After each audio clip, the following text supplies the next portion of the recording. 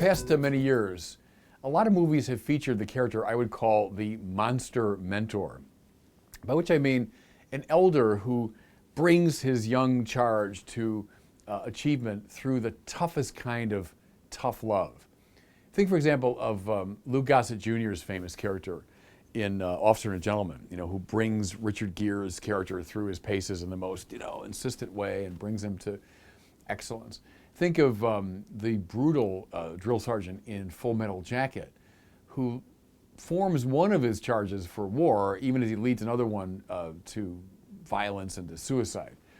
Think of one of my favorites in the movie Kill Bill Volume 2, when you have Pai Mei, who is the kind of par excellence example of the kung fu master, who leads one of his charges to be able to put her fist through a 4-inch, thick piece of wood, even as he plucks the eye out of a less cooperative student. Think some years ago of a character memorably played by John Houseman in The Paper Chase, the Harvard law professor who, through tough love, brings this guy to, think like a lawyer. So all these are the kind of monster mentors. But I just saw the movie Whiplash, and it features, I think, maybe the most arresting instance of this character. I'm talking here about Terence Fletcher, who's this jazz band conductor. I mentioned played by the great J.K. Simmons, who just won an Oscar for the role. Fletcher is a lean, mean fighting machine, and he brings his students through this very frightening program. Well, early on, he has his eye on this kid named Andrew Neiman, who is a drummer and has aspirations of being the next Buddy Rich, the greatest, jazz drummer. And Fletcher notices his skill, so he brings him into his orchestra, and then begins to work on this kid. And the movie unfolds as a kind of brutal. I mean, I found it very difficult to watch at times. This very brutal program of fear and intimidation. At one point, slapping him hard across the face, berating his family, hurling a chair at his head. One point, driving him so hard that the kid's drums are covered in his own blood. In fact, one of the climactic scenes in the movie is the kid is so driven to get to the performance on time that he gets into a serious car accident. He crawls out of the car wreck, and bloodied and with broken bones, he comes to his drum kit, only to be told by Fletcher that you're not up to it, you can't play. So it's this cruel treatment. He eventually explains his philosophy to the young kid, and he goes back to Charlie Parker, the greatest of the jazz saxophonists. Parker was a player, but he was, mediocre, he was okay. And his teacher so relentlessly pushed him that he became, in time, the great Charlie Parker. And without the relentless, almost abuse of his teacher, Parker never would have blossomed into this great player. In fact, Fletcher says the two worst words you can hear are "good job," because that allows people to settle for an artistic mediocrity. And so he said he's been looking all his life for the next Charlie Parker, and if he can push that student to the limit, maybe he'll blossom into a great genius.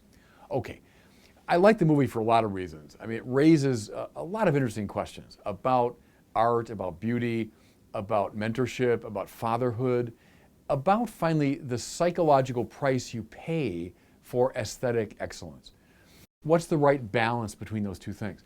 One thing I like about the movie is it doesn't resolve the issues. It kind of leaves the questions open.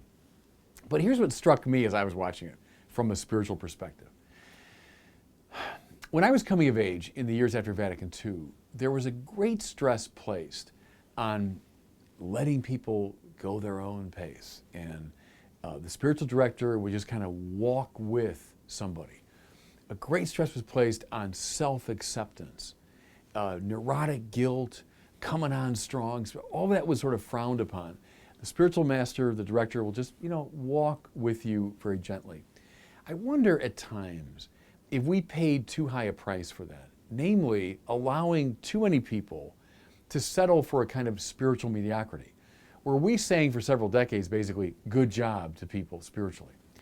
When, see, in point of fact, in our great spiritual tradition, much less than look in other ones around the world, Eastern traditions and so on, but in ours certainly, there's a strong stress on what I'd call powerful spiritual mentorship, pressing people so as to bring them to some spiritual excellence. Think, for example, in the Benedictine tradition, up to the present day, when someone comes as a postulant or novice to a Benedictine community, they are put through their paces. Their novitiate year is a series of, kind of humiliating, difficult, low-level tasks, from sweeping and dusting and painting to cleaning toilets. I knew a friend of mine some years ago who was a diocesan priest who joined a Benedictine monastery. Though he was at the time in his 40s, had been a priest for some years, he was put through the same routine. He was scrubbing toilets with the other novices.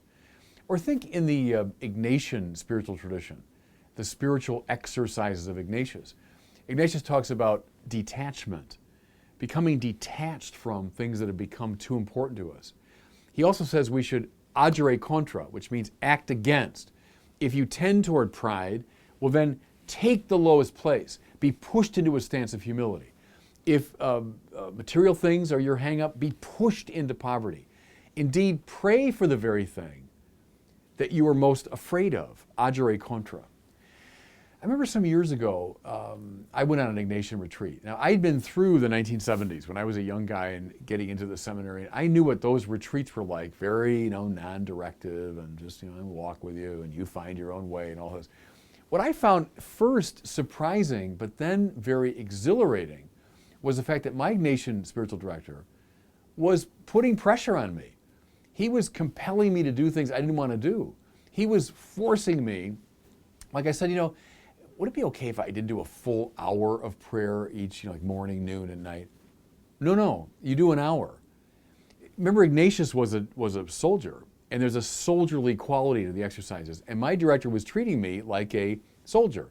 No, you need to stand post for an hour. I remember at the end when you're encouraged to pray for the very thing that you're most afraid of. So if you're hung up on material things, pray for poverty.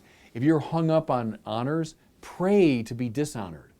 That's a really challenging moment in the exercises, and my director compelled me to do it. Now, we're not talking about, Pai Mei here, or we're not talking about Lou Gossett Jr., or we're certainly not talking about Terence Fletcher going to that kind of extreme.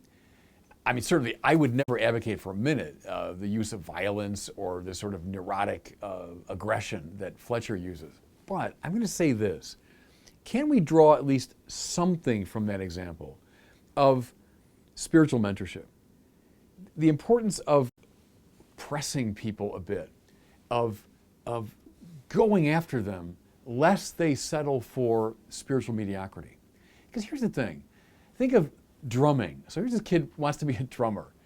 He thinks it's important enough that he submits himself to this discipline to become a great drummer. Or someone wants to be a kung fu fighter, and he or she will go through an extraordinary discipline to attain that. Well, if we're willing to do that, willing to accept that kind of mentorship, why wouldn't we accept it? At least some version of it, in regard to what matters the most, namely the spiritual life.